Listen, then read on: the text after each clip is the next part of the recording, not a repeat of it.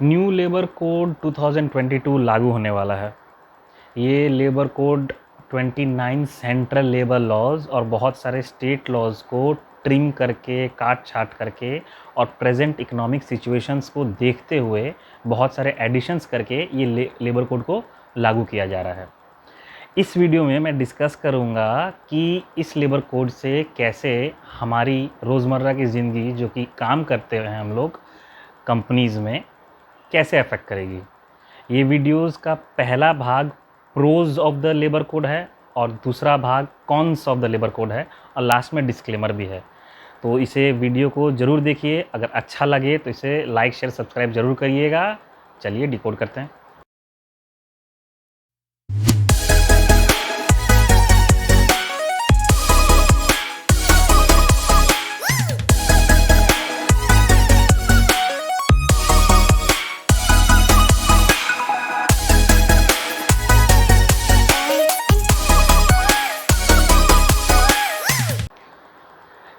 New labour code में 4 labour code रखे गए हैं। पहला है इंडस्ट्रियल रिलेशंस कोड, दूसरा वेजेस कोड, तीसरा सोशल सिक्योरिटी कोड और चौथा है occupational health safety and working conditions code. सबसे पहले बात करते हैं इंडस्ट्रियल रिलेशंस कोड। इसमें जैसा मैंने कहा कि बहुत सारे प्रोविजंस जो पुराने लेबर लॉज में थे इसमें लाए गए हैं, पर जो नया लाया गया है उसके बारे में बताता हूँ, जो कि मैं पहली बार इस टर्म को पकड़ा। Fix term employment. Fix term employment कुछ नहीं, ये एक कॉन्ट्रैक्ट बेसिस एम्प्लॉयमेंट होगा जो कि कंपनी आपके साथ साइन करेगी और बोलेगी कि मैं आपको 1 साल, 2 साल या 3 साल के लिए ही रख सकता हूँ, या 4 साल, जैसा ही कंपनी चाहे। इसका सबसे बड़ा फ़ायदा ये है कि आप उस फिक्स टर्म एम्प्लॉयमेंट जब रहेंगे तो आपको वो सारी सुविधाएं, सोशल सिक्योरिटी, पर्क्स, अलाउंसेस मिलेंगे जो कि एक परमानेंट एम्प्लॉय की मिलती आई है। इवन आप अगर 1 साल काम करते हैं तो भी आपको ग्रेच्युटी मिलेगा, जो कि आम तौर पर 5 साल काम करने के बाद मिलती है। इसमें और एक चेंजेस ये आई है कि 20 से ज़्यादा अगर कोई कंपनी में एम्प्लॉइज़ होते हैं तो वहाँ पे जीआरसी का गठन होगा, ग्रीवेंस रिड्रेसल कमिटी। इस जीआरसी में वर्कर्स की रिप्रेजेंटेशन रहेंगे और कोई भी वर्कर को उस कंपनी में कुछ भी प्रॉब्लम्स अराइज होते हैं तो वो इस जीआरसी को कंप्लेन करेगी और ये जीआरसी, जो कि एम्प्लॉयर और एम्प्लॉय की एक बॉडी होगी, उस प्रॉब्लम का सल्यूशन निकालेगी। ये बढ़ावा देती है एक वर्कर फ्रेंडली एनवायरनमेंट को। अब आते हैं वेजेस कोड में। वेजेस कोड में सबसे बड़ी चेंजेस की गई है बेसिक सैलरी पे।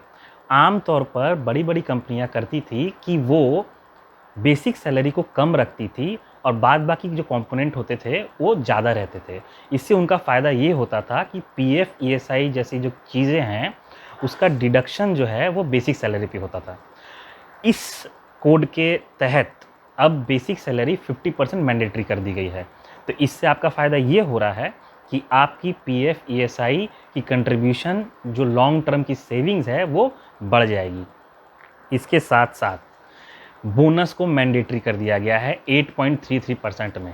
अगर आप 30 दिन के लिए भी काम करते हैं तो बोनस मैंडेटरी कर दिया गया है। Occupational health safety and working conditions code में क्लियरली कह दिया गया है कि 48 आवर्स अ वीक आपको काम करना होगा या 6 दिन इन अ वीक आपको काम करना होगा। इसके साथ साथ हर 21 दिन पे आपको एक लीव मिलेगा। ये लीव आप अप टू 30 लीव एक्यूमुलेट कर सकते हैं नेक्स्ट अकाउंटिंग ईयर में।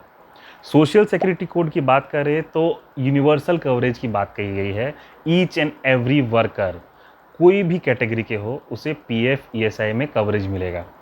इवन इसमें इंटर स्टेट माइग्रेंट वर्कर्स को लेकर के भी चर्चा हुई और कहा गया कि उन्हें भी सोशल सिक्योरिटी स्कीम्स के अंदर लाया जाएगा। ये सब बात, जो इतनी सारी प्रोज बताई मैंने, ये इस लेबर कोड के तहत आप सबको मिलने वाली है।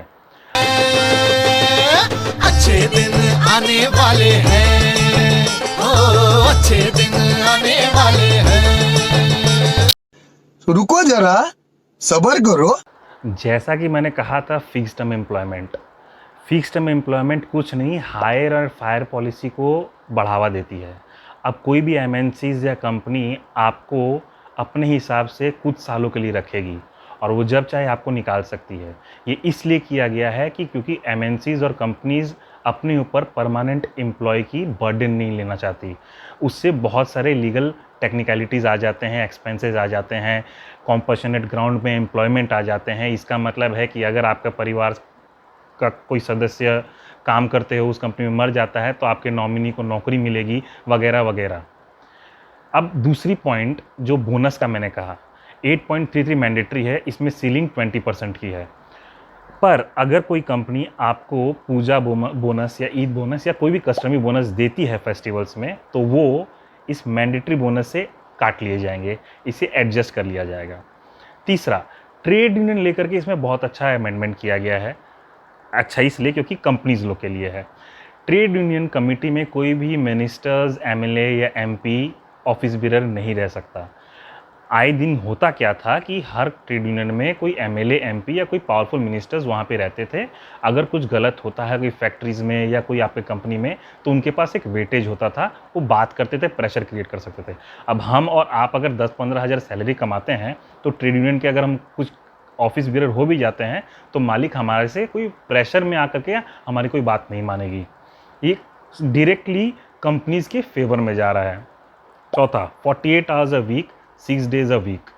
इसमें 5 घंटा कंटिन्यू काम करवाने से ज़्यादा आप अगर करते हैं तो इसमें ओवर टाइम आपको मिलेगा, बट ओवर टाइम को लिमिट कर दी गई है और आपको 48 आवर्स अ वीक को कंप्लीट ही करना पड़ेगा। इससे बात ये भी चल रही है कि शायद ऐसा भी हो जाए कि 4 या 5 दिन लगातार 12 घंटे आपको काम करने पड़े और 2 या 3 दिन आपको छुट्टी भी मिले।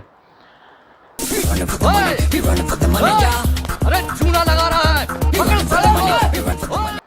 बेसिक सैलरी जो 50% कर दी गई है, उससे ये भी पता चल रहा है कि आपके जो अलाउंस आपको मिलते थे अपार्ट फ्रॉम बेसिक, वो आपके कैश इन हैंड होते थे। इससे आपके कैश इन हैंड कम हो जाएंगे।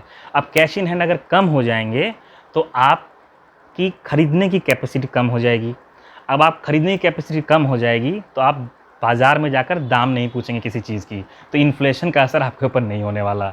ट्रेड यूनियन ने इस बहुत सारे अमेंडमेंट्स का जो चेंजेस हुए हैं पुराने लेबर कोड से लेकर के नए लेबर कोड में, उसका विरोध किया है। सबसे पहली बात मैं ये बता दूं कि ये सारे कोड्स जो हैं वो कोई भी सेंट्रल गवर्नमेंट या स्टेट गवर्नमेंट के ऊपर लागू नहीं होंगे या उस कंपनी या इंडस्ट्री में लागू नहीं होंगे जहां पे खुद का इंडस्ट्रियल स्टैंडिंग ऑर्डर्स है।